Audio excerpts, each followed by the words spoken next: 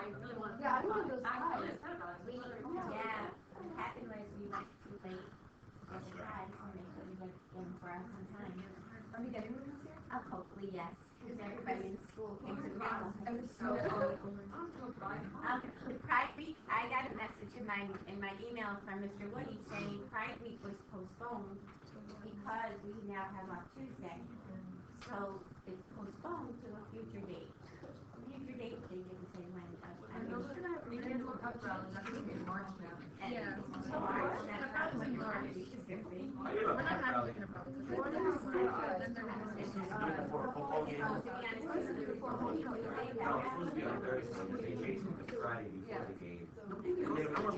Like 30 days. Then nobody wants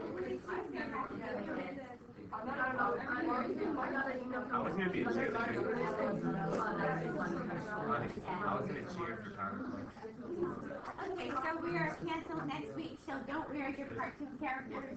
Or wear them if you like. You guys have homework today? Yes. I put a little bathroom cast up here, guys. Until they say I can't use this, I just stuck a little bathroom thing up here, so if you need a bathroom pass, it's there. Until they say my further notice I can't use it. Alright, so let's see what we got here. Alright, so you had your piecewise. Any trouble with the piecewise? Are we okay with where it's open, where it's closed? I like the concept of the table so that you kind of can see where you're going with this and keep one open, one closed. Make sure it is a function because it should be. It's called a piecewise function. These were just designed up here. As again, I took them out of the book, so when I snap, it comes all squished together here. But it's kind of a good way to say which one am I using when I'm a -1. So I'm using equation 1. When I'm a 0, they're both going to use the 0 to put in because it is a common endpoint, but the one that's going to count is the second one, because that's the equal then. That's going to be the closed one. You still need to use the open one for this guy because you need to see where is it kind of going towards the end. And 2 uses the 2. It's just there to kind of help you figure out, oh, there are 2 different domains here. Okay, again, and if it helps, again, make a number line. Use the 1 as your cutoff. And this one, it's closed and goes this way. This is equation 1. And this one, it's opened and goes this way. This is equation 2. If that helps, by all means, do your number line. Good with this? Stop me if you have any questions. I'm going to reset this board because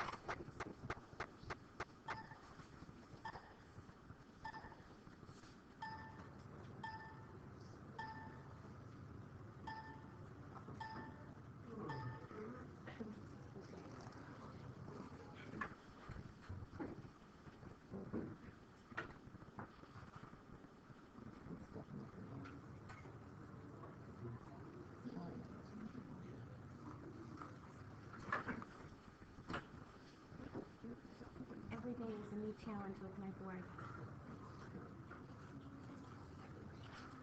Let's just pray it lasts me 2 more years. 2 more years. Okay, we have an absolute value. I just gave you a piece of the table to start putting it in. If you remember back to your transformations, anything inside, whether it's an absolute value, whether it's quadratic inside, changes the x-axis the opposite way. So this is going to start at the -3.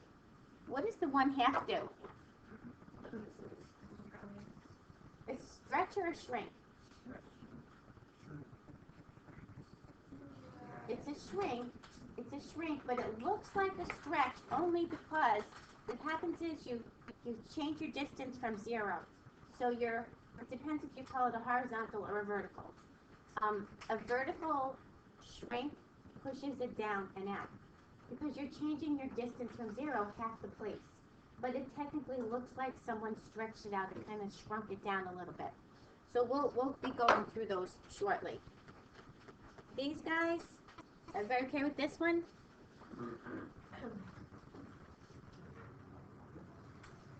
Kind of makes its own thing here. You have a domain restriction, and you have an absolute value. It looks a little weird. Graph it. We're going to be doing a lot with graphing today. Domains, just find the domain. No restrictions on the first one. It's a parabola. This one has a denominator, can't be 0. So set the denominator equal to 0. Remember to remove the 5 out of the set of real numbers and give me the domain. That's what I'm looking for. Number 60, any even index, you cannot have a negative under the radical. So take whatever's under the radical, set it greater than or equal to 0. Now that's a quadratic. So be careful. Use your rule of quadratic inequalities. Find the critical values. Test it in your calculator. Run your quadratic like this. Where's your value of y positive? And set your domain up. So if there were to be a 5 in there, would it be all the numbers since you could If this were a 5, the index, yes. Any odd says you can have a negative number, because if you think about it, any odd amount of negatives, the evens pair up, you always have the extra negative, so you can always have a negative. The only one you can are any evens. Yes?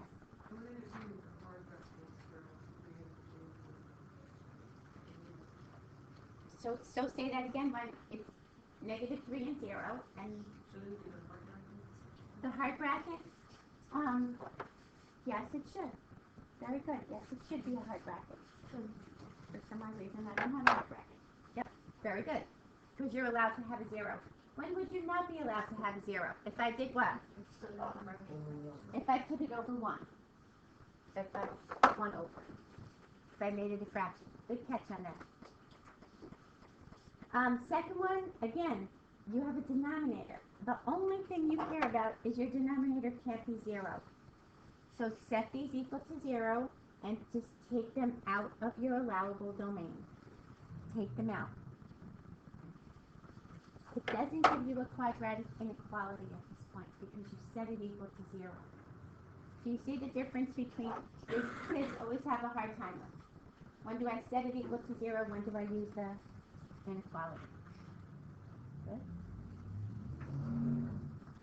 Excuse me. Thank you. I'm getting a lovely little head cold, so. It's been going around.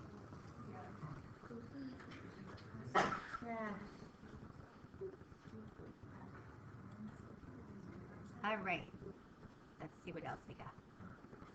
All right. The next one, all you care about is the denominator. First, make sure you look at your denominator, and then you notice you have a radical in the numerator. So you have two types of domain restrictions here. You have one that says, I have an inequality. You have one that says, I have one value of x that's not going to work.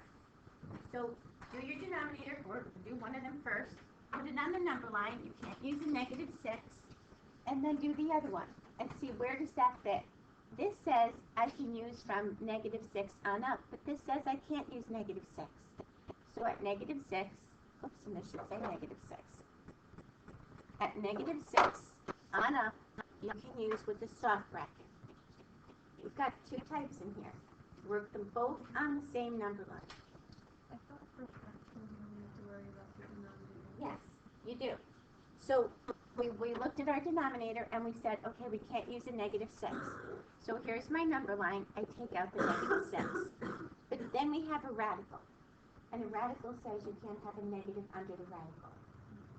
And I know that's not in the denominator, so therefore we say greater than or equal to 0. So we take out that little argument under there, we set it greater than or equal to 0. Now according to this, it says, well, you can use from negative 6 on up. But this one says, no, you can't use negative 6. So therefore, and this one lets me use everything else in here, so now I can use from negative 6 to infinity with the soft bracket. Interesting. I'm telling you, my board is always haunted. I don't know why. It probably has some kind of sensor that's going bad in it. All right, difference quotient. I threw one of the couple of those in there. How'd the difference quotient go? Oh, it's not right. I don't know about the second one. I feel like the second one. Okay, let's just get through this. Any questions with this one? Okay, again, mark this off as X. There's an X. First time around, just look at this piece by itself. Substitute this in for X and rewrite it. Up to here. Put your minus sign. This is just asking for the same function, g of x. There's your g of x. Just rewrite it. Be careful of this minus sign. This means you have to distribute everything. Now, if at this point when you come down to here, you have something other than that has an h in it, something went wrong. It's probably the negative sign in there. Something didn't cancel out. So everybody was okay with that one? Or not? It takes a little while to get used to this. All it is function notation in a big weird looking fraction thing.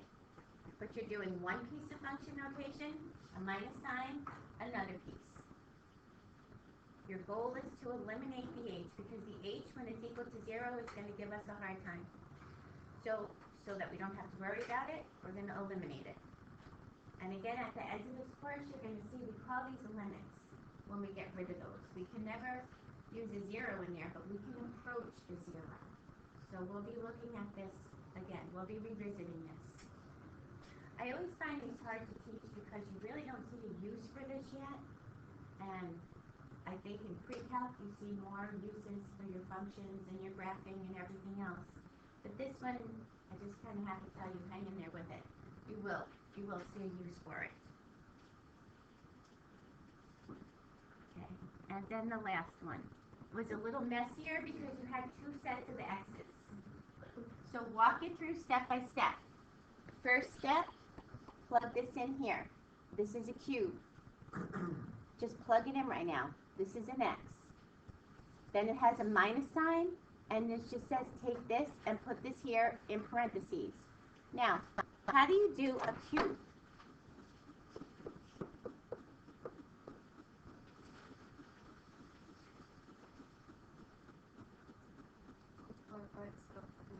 Yeah, just do like you normally would. Multiply it first this way. Get this. Xh plus xh, 2xh plus h squared. And then multiply it again. It's just a distributive property. Cover your h, distribute your x first. And then cover your x, distribute your h. Then collect all your like terms. Do you want to do it through or? So now, do your x's. Just distribute your x. This is why we don't like to teach the FOIL way, because when you get more than two terms on each side, you're kind of stuck. But your FOIL is your distributive property. So x times x squared, x cubed. X cubed. X times 2, xh. How would I write that? 2x squared, h. X times h squared. Okay, and then do the h. Sometimes it's easier if you, in the next row down, match them up. This is going to be, keep them in the same order that you had the first one. This is going to be x squared h, right? So put it right under the x squared h. This is going to be what? When I multiply this times this. 2xh squared. Where did I see xh squared? Right here. 2xh squared. And this is going to be what? H times h squared. H cubed. So therefore I have x cubed plus I've got two of these and one of these.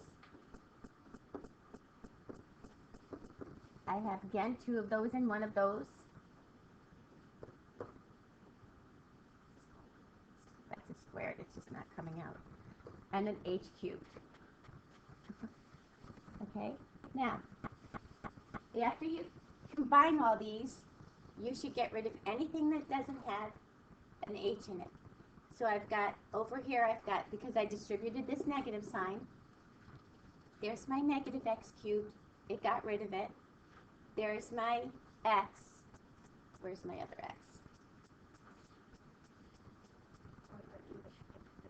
By the H here, thank you. There it is by here. Now everything that I have left has an H in it. It's okay that it looks really weird, but it has an H. I factor out the H, and now I can cancel out my denominator. And you're left with not a real pretty looking thing, but it's a good way to go. When you do FOIL, you guys,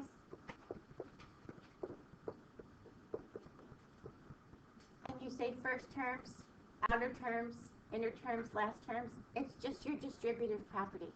If you covered this, you're distributing your first term. If you covered this, you're distributing your second term. It's just a mnemonic that someone came up with to do the distributive property. So if you have 4 arguments over here, 4 terms,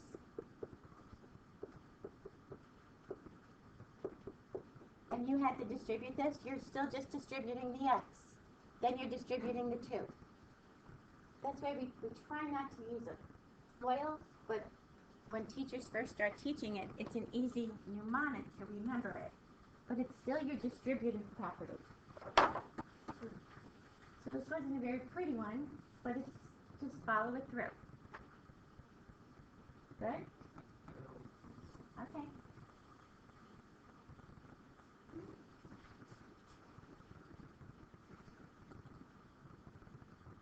We're going to graph some, we're going to sketch some, we're going to describe some. And keep this sheet handy, because this is going to help you walk through to see what it is we're looking for. I think you did some of these last year. Absolute versus relative, max and min. Did you do the relatives and then absolute? Okay. We'll hit them all again. So if you say, oh, if I don't remember it, that's quite okay. We always find domain and range. We find any restrictions and we state the restricted domain. The range, you might have to wait a little while to find, because you might have to wait till we figure out what maximum point or whatever. So you might have to do a couple of little things before we find that. If something goes like this, it has a maximum here, and it has a maximum here, a minimum here, but it's not the absolute maximum of your graph. So this will be calling our relative maximum our relative minimum. It is relative to that place. This has no absolute because it keeps on going up and it keeps on going down. So it has no absolute max or min. We're going to find, and again, we're going to find how many times it crosses the x-axis. This is your exponent. We're going to look for your roots. Sometimes you can have an imaginary root, but in the beginning, we're only going to use real roots for a little while. And it'll be like, so this exponent has a 3 in here. And did you guys learn when you have a cube, if it's a positive coefficient, this left side goes down, the right side goes up? Did you learn that? I don't think we did those. No? So we're going to look for similar things here. For when the left side goes, if this is a positive coefficient, the left side goes down, the right side goes up. We're going to be describing these things. If it's an even one, it works like your parabola. Sometimes you get one of those W's in here that goes like this, and it'll make a W, and it'll say it crosses this 4 times, so that's where my exponent comes from. And if this coefficient is positive, just like your quadratic, you open up, both ends go up. If it's negative, both ends go down. So we're going to be putting those in here to describe. You're going to hit your absolutes, mins, your absolute max. Most of the time, we're going to use your calculator to find those. If we can find them a little bit differently, we will, but most of the time, we'll use your calculator to find those. Increasing, decreasing. You guys get increasing, decreasing? Okay, maybe not. So if you have this, So say this point up here is negative 1, 2. You remember it? Yes. Thank you. So let's say these are the points. Increasing, decreasing says, when you look to see what's increasing, you look to see the y value. The value of your function is the y value. So it's kind of like a roller coaster. If you start from your left, you start way down here somewhere, you're increasing till you get to this point. So you're going to have an increasing level. So it's going to say negative infinity and stop when you hit negative 1. Then from here to here on your roller coaster, you're decreasing. You're going to have it decreasing, and you don't have to write this down because we're going to do a lot of these. And you only chart it from your x values. You're decreasing from negative 1 to 2. And then from here, you're increasing again from 2 to infinity.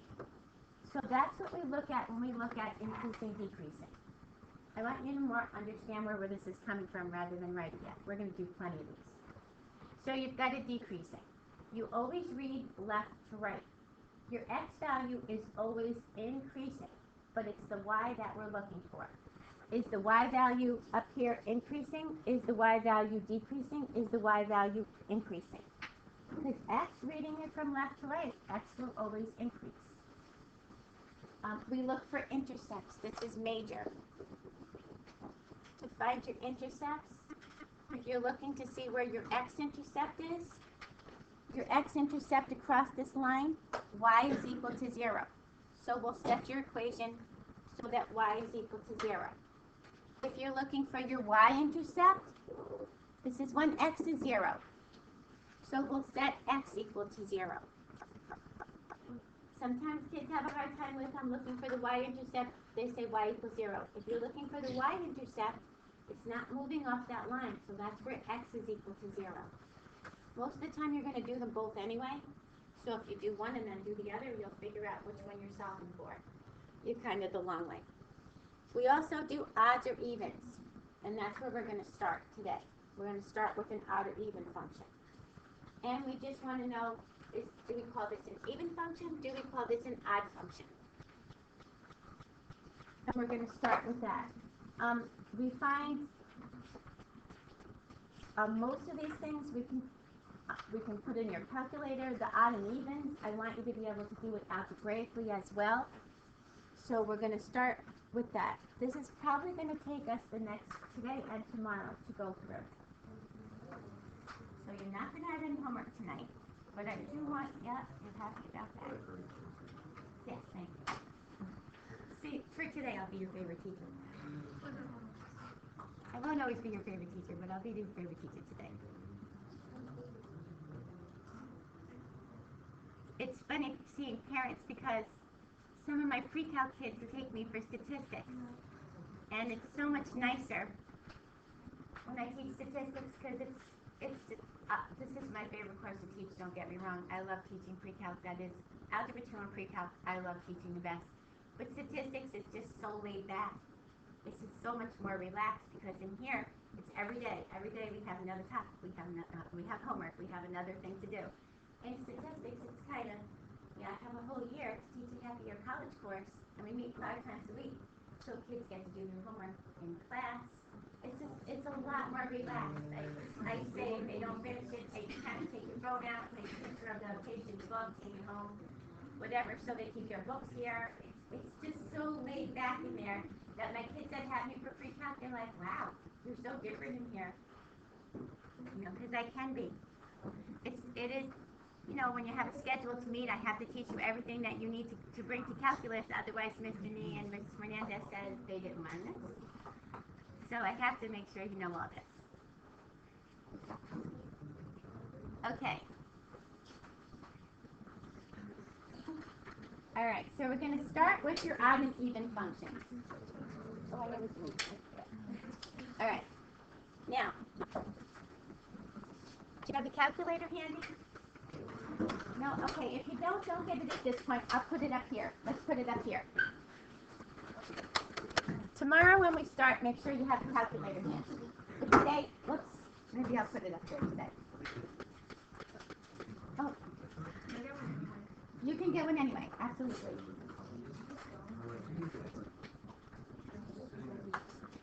Okay. Holy smokes.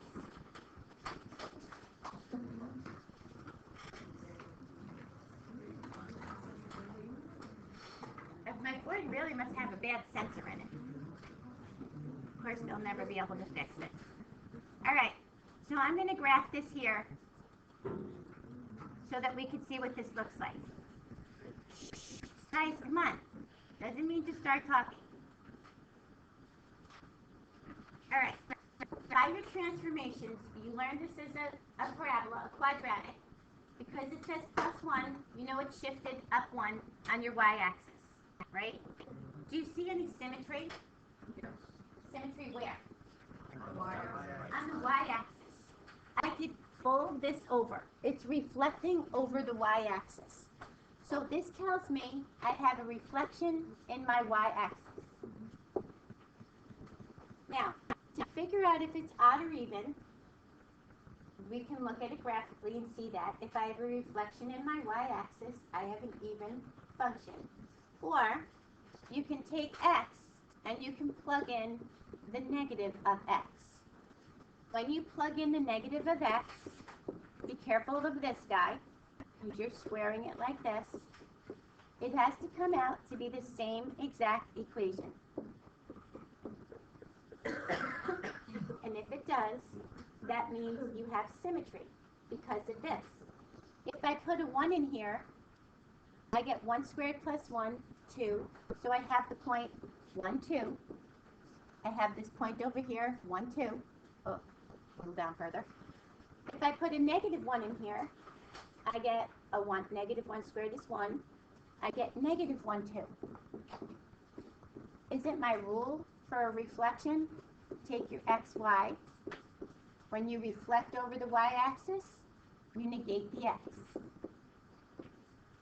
So doesn't that make sense that that would happen? If I plug a negative in, I should get the same value of y. So that's my rule for my reflection over the y-axis. Can we take a look at the graph and see that we are truly a reflection over the y-axis? Yep, that helps us as well. That's all there is to telling if it's an even function.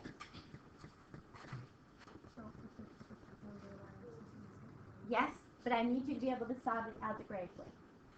So you're just going to substitute in wherever you see an x, you're going to substitute in a negative x. If when you resolve that, it comes down to the same equation, then you have an even function. So that's the algebraic part. This is the graphic part. And doesn't it follow your rule for reflection over the y-axis? Right, you take the xy, negate the x, because my reflection says this point, if I negate x, has to be over there. Has to be the reflection. Right? Let's take a look at an odd function.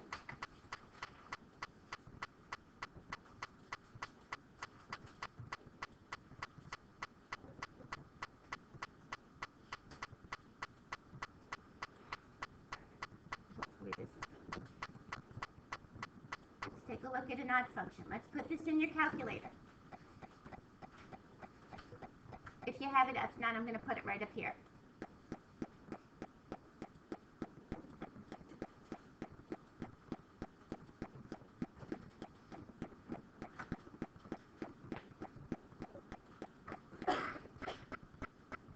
Okay, so I've got something. I have a cubing function. It's positive coefficient. It goes down on the left, up on the right. Sometimes when you can't see this in here, an easy way to do this is to change your window. So maybe I want to make my window from maybe -4 to +4. I want to crunch it down a little bit. I want to see what's going on in there. See it? You can see it a little bit more defined. Now, I'm going to pull up my table for a second. Let's take a look at your table for a minute. So I notice 1 is a 0 and -1 is a 0. I notice -2, -6, 2, 6. I notice -3, -24. What should I see for 3? 3, 24. Okay, so everybody sees that? So my rule says that my xy, bring it there, we're almost done, is changing to negative x, negative y. What reflection is that? Not the x-axis, the origin. Good. It's a reflection through the origin. I have a reflection through the origin. And you can kind of see this. Here's my origin, this point to this point, this point to this point, this point to this point. I'm going through the origin. So this tells me a reflection in the origin. Now, algebraically, I'm going to do it the same way. I'm going to take x and put in the negative x. So negative x cubed minus the negative x. And work these out. This becomes negative x cubed.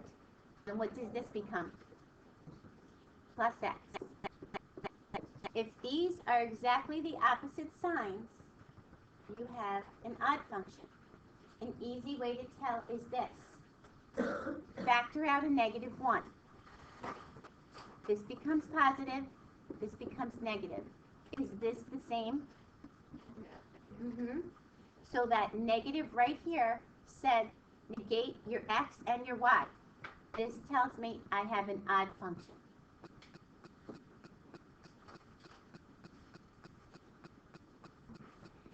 So you're doing the same test. You're plugging in a negative for x. If it comes out to be the same equation, it's an even function. If it comes out where you can factor out a negative 1, and then it's the same function, you have an odd one.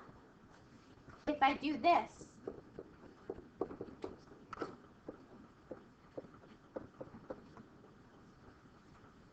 I'm just graphing some kind of parabola here, and I plug in a negative x here, and I plug in a negative x here, and I say this gives me x squared, this gives me minus 2x, there's my plus 3. Is that the same as my original? No, so it's not even. If I factor out a negative 1, is that the same as my original? Nope. So this we say neither. And if I graph this, I would see it doesn't have symmetry across my y-axis, nor through my origin. Those are the only two symmetries we care about. The even goes through over the y-axis, sorry. The odd goes through the origin. So sometimes it's nice to graph it, look at your table. You can actually see the symmetry if you don't spot it on the graph. And algebraically, it should match up to be the same. So we okay with that part? Okay, tomorrow we're going to continue doing your sketch and describe. A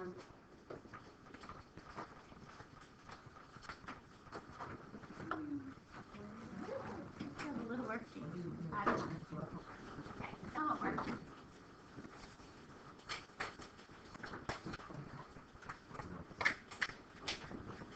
Just make sure you bring back the note page because we're going to need your note page.